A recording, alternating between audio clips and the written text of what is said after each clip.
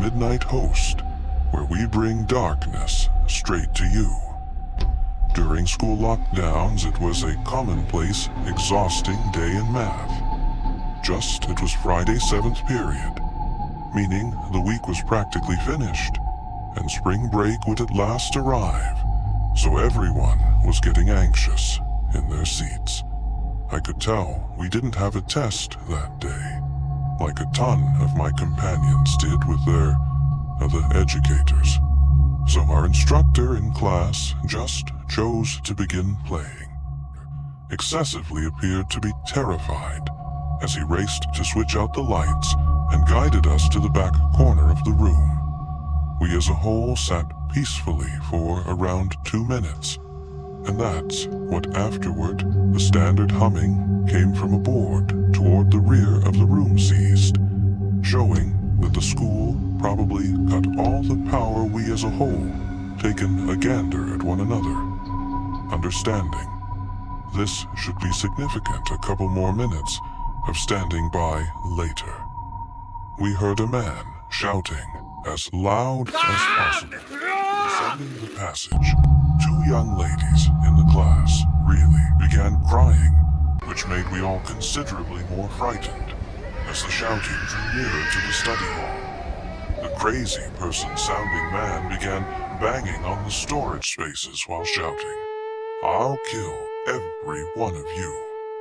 It was at that point that I began to dread for my life. My instructor shushed to us as we as a whole looked at one another to see our friends' responses. The banging then, at that point, moved from the storage spaces to our study hall entryway. And that is when one of the crying young ladies shouted, "No!" The beating on the entryway just deteriorated as the man fired, shouting, "Open up." 2 of the young ladies in the class were shouting out, "Boisterous."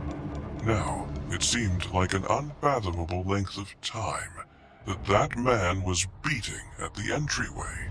Yet in the end, he at last went on down the corridors, shouting like an intellectually crazy individual, until we were unable to hear him any longer. I'd say 10 minutes after. The fact, however, it seemed like 30 minutes. Given the circumstance, the senior member returned on the amplifier, making sense of the circumstance, which was astonishing for him to do. He made sense of that.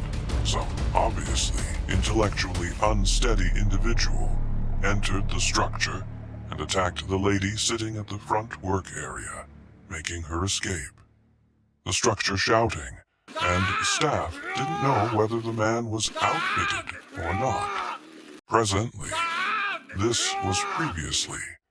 The school had cameras or could manage appropriate security. So the school was wide open to something like this occurrence.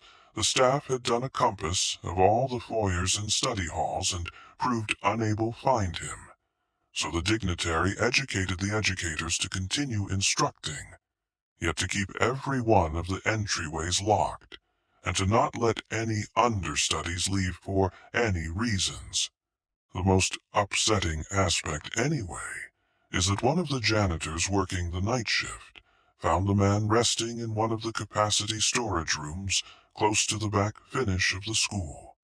And as per tales that were spread by my companions, standing out of his pocket was a .44 Magnum. The janitor must have acted like an idiot to wake him up.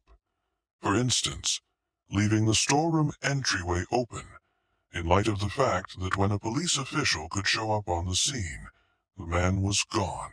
My whole class, similar to I know right up till now, has no clue if this man was at any point found. However, I like to feel that the present moment he's being given the legitimate help that he really wants. My school needs 2 lunch periods.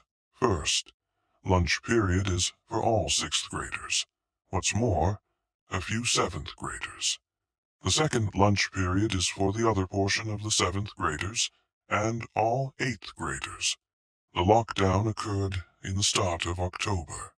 The day the lockdown happened, it was cloudy and stormy.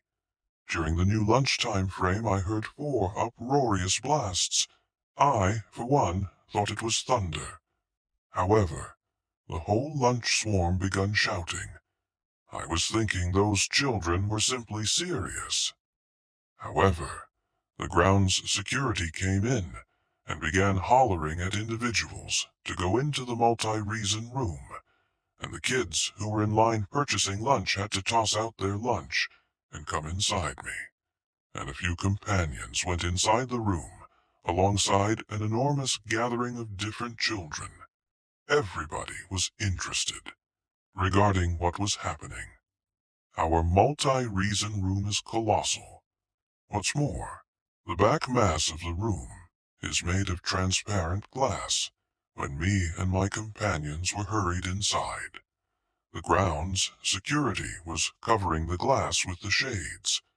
Furthermore, there were grown-ups at each leave. My companion Eric was interested as well as the rest of us, so he requested one from the grown-ups. What was happening when he returned?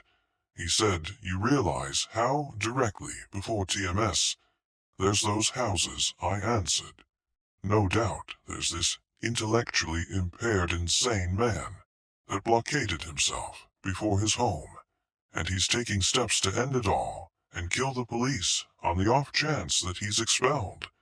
He was strolling around beyond school, watching kids in a peculiar manner."